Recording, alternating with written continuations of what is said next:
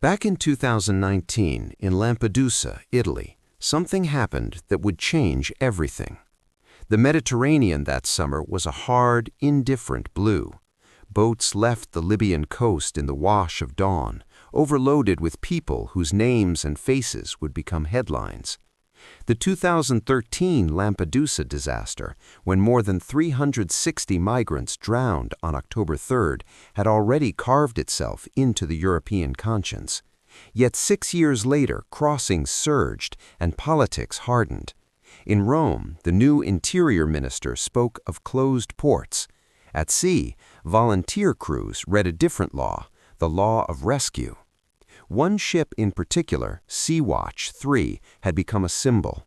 A converted Coast Guard vessel skippered by German volunteer Carola Rackete, it threaded the same stretch of water where smugglers picked their moments.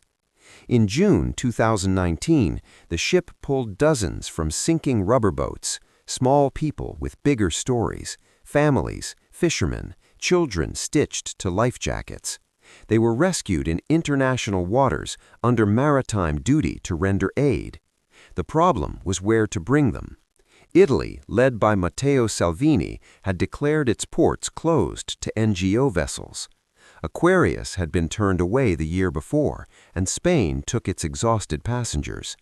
Governments were coordinating to deter departures. NGOs were being criminalized.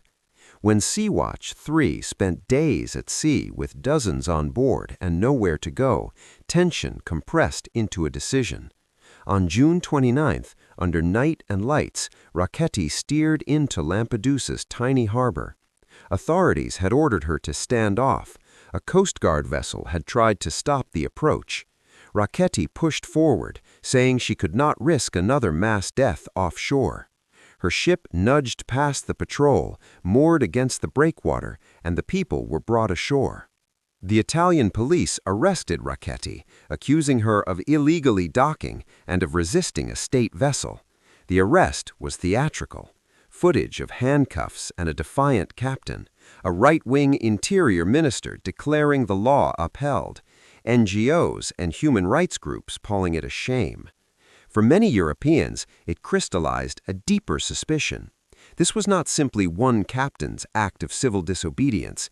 It felt like a breaking point that exposed a pattern, an intentional chain of policy choices that had the effect and perhaps the aim of preventing rescues.